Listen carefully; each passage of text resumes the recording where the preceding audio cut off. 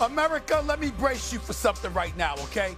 Today's First Take is a very, very, very unique episode of First Take. Because you see, right now, even though it's supposed to be the world against Stephen A., but it's all in fun. It's serious this morning because I've got not one, but two Benedict Arnolds in our studio in New York City. Legends in their own right. One is that damn doggy, Mad Dog Russo, who lives to betray New Yorkers at every turn, even though his career was made by New Yorkers doing sports talk radio for decades. Every chance he gets, he goes against New York. And that damn Michael Wilbon, the legend, the godfather, the man, the myth, the legend, my big brother, except for when it comes to the New York Knicks. You see that smile on his face? That's conspiring. That's him conspiring to bring down the New York Knicks. They are not for us. They are not for us. They are here on First Take to be against us, New York.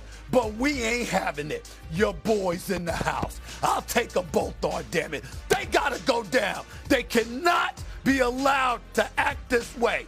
It ain't happening on First Take, no matter how great they are. Let's go. This is game 5. Whoever wins this has the momentum to close this thing out. This team at home, when they get rolling, they're so tough to stop. He knows this is desperation time. He's pleading with his team. Fight, fight. Spurs need a desperate, miraculous comeback or else they'll get playing for their lives. McCain lifting, launching, finding a three.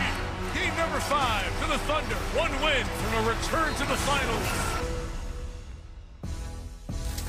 Well, I guess if Mike Wilbon and Chris Russo are Benedict Arnold, that would make me Courtney Cronin and Stephen A. Smith General George Washington. I guess that's the vibe we're going for here on this Wednesday edition of First Take. Hello and welcome. We have so much to get into, gentlemen. What a game in Oklahoma City on Tuesday night, and that is where we start. The Thunder are one game away from making it back to the NBA Finals after a dominant Game 5 performance. Shai Gilgeous-Alexander leading the way, 32 points, including 16 from the free throw line, while OKC's bench rebounded from a subpar Game 4. Victor Wembanyama, on the other hand, struggled both ends of the floor and was held to 20 points on 4 of 15 shooting. After the game, SGA had this to say about taking a lead. A series, especially against a good team, is like a chess match. Like you go back and forth with adjustments and game plans and switching to things and trying new things. And I think like they obviously punched us really good in Game 4. And we got better than the team that played Game 4 for Game 5. How did you think Victor played, and can you do more to get him going? We're going to need to. He's got to take more than 15 shots, even with the free throws, and yeah. He's going to have to score more than 20 points for sure. So as I mentioned, tough night for Victor Wembanyama, shooting 4 of 15 from the floor. He missed all 5 of his three-point attempts. That was his worst shooting performance, guys, in 15 career playoff games. 12 of those 20, as his head coach said, came from the free throw line. But Stephen A. Smith, were you more encouraged by the way that Oklahoma City bounced back at home or disappointed by Wemby and the Spurs' performance?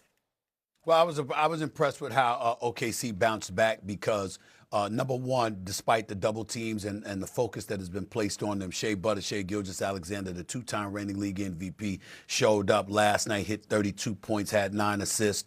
Obviously had 6 turnovers. That's something to be mindful of.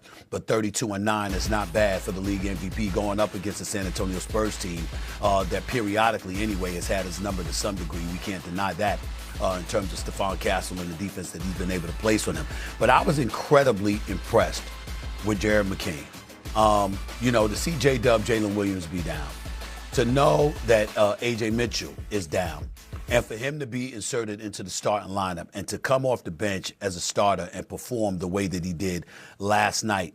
It was just a sensational performance on his part when it really, really counted, particularly in the second half. So I give him credit where credit is due. 7 for 19 doesn't reek of that, but those were some big-time shots he hit, no doubt about it, including those 3 3-pointers. And, of course, Alex Caruso, you can't leave him out because of the 22 points he had off the bench, and Chet Holmgren showing up for a change and giving you 16 and 11. Isaiah Hartenstein can't be ignored, 12 points, 15 rebounds, 4 assists.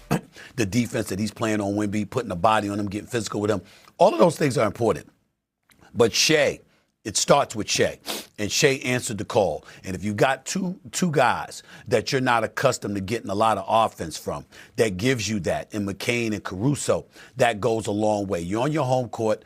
The role players are going to play better at home than they do on the road. We understand that.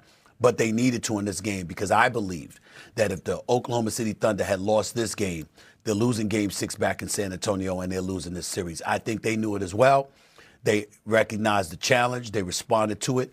They handled their business, and as a worst-case scenario, forced a Game 7, even though it's not beyond the realm of comprehension that they could go to San Antonio and win this in 6. Yeah, Jared McCain coming off the bench, as Stephen A. mentioned, first playoff start of his career for this OKC team, Wilbon.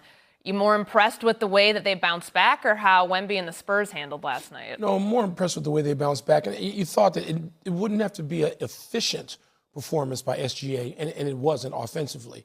But they needed that from him. He has to lead the way in that. Not Shed, not anybody off the bench, not even JW if he was healthy. I will say this, and we need to credit the defense for wearing Wemby down. There's a way that people are phrasing this, and the narrative goes, is he tired? Not just tired. Playoff basketball is a grind in a way that, yes, you get beat up. You get ground down over a 6 or 7 game series. And one reason why I don't believe San Antonio can win it all this year, you don't go from lottery to knowing what that's about, knowing how to deal with it, knowing how to rest, knowing how to rebound, knowing how to just shrug it off, knowing how to play through it. That takes accumulated knowledge. And this Spurs group, Courtney, doesn't have that. So that's a real thing. But I prefer to look at OKC bouncing back, putting that pressure on San Antonio. And now they have to win a game at home. Stephen A., I agree with him. Not beyond the realm that they could go on the road and win it, but I think this is going 7. I'll go the other way here because I know exactly what you're saying about OKC, and I'm shocked that JW is not playing these games. I mean, geez. Dog, I don't think he can. Oh, I mean, he It's a played. hamstring, doggy. Yeah, I think It's a he's- hamstring. Larry Bird playing a game. I know, but Kevin McHale playing a but game. not hammies. They played with ankles, Isaiah. Soft tissue They might be a did, little but this different. is a lot. This McHale played with a appears to broken be- foot. He played a whole I know. postseason This series. appears to be pretty bad. Oh, boy, oh, boy. I don't think we're going to see him again. But I mean, you might be right. He did but play. He did come back and play, and then he had to go out again. Again, we can go through that all we want. I will say a couple things. I'm going to go old school on that. I'll say a couple things. I'll take it from a Spurs perspective. They were frazzled last night. They were not crisp. Running up and down, turnovers, poor, quick shots, got off to a bad start offensively. Then they had a lead, and they didn't let it settle in.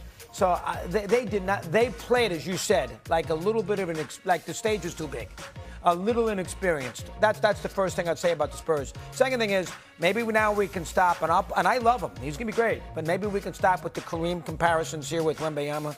Okay, he's had 2 or 3 games in this series now, though he has not been a factor. He's had 2 or 3 games where he has not been a factor. He played poorly last night. Kareem in his first year averaged 37 and 17 rebounds against the Knicks when they lost in 5 games. So maybe we can at least sit there and say this is not the greatest center in the history of the NBA. And one last thing. He's got to talk to the media after the game. did he not talk He last did not night? talk. Popovich, you're his mentor. You got to talk to the media. He's the biggest star on the team. He's the biggest star in the league. He played terribly. You can't blow off the media. That is, and this is not 2 guys from San Antonio on a day in Sacramento. You got a lot of national media there, NBC's there, and he blows them off. That's not the way he handles it. Well, that's where I wanted to lead you into next. Stephen A., do you have an issue with that? Well, what I wanted to say to Doggy is that if you're going to say he should talk to the media, the role model for him ain't Greg Popovich. Let's get that out the way. Greg Popovich ain't one that's going to encourage this man, to talk to him. Greg Popovich he could give less than a damn about the media. So let's get that out the way, okay? If that's the role model that he's leaning on to learn how to do things right, Greg Popovich does most things right. We revere this man. He's one of the great, great coaches and the NBA figures in history. But in that one element, that one category, Greg Popovich ain't the dude that's going to encourage you to do better when it comes to the media. That ain't how he rolls. That's number one. Number 2, Doggy, I think that we got to be a little bit kinder to Victor Wembanyama in this regard. The brother is very, very skinny. And Isaiah Hartenstein and them brothers throwing bodies on him that does matter. Like Wilbon said, he is getting beat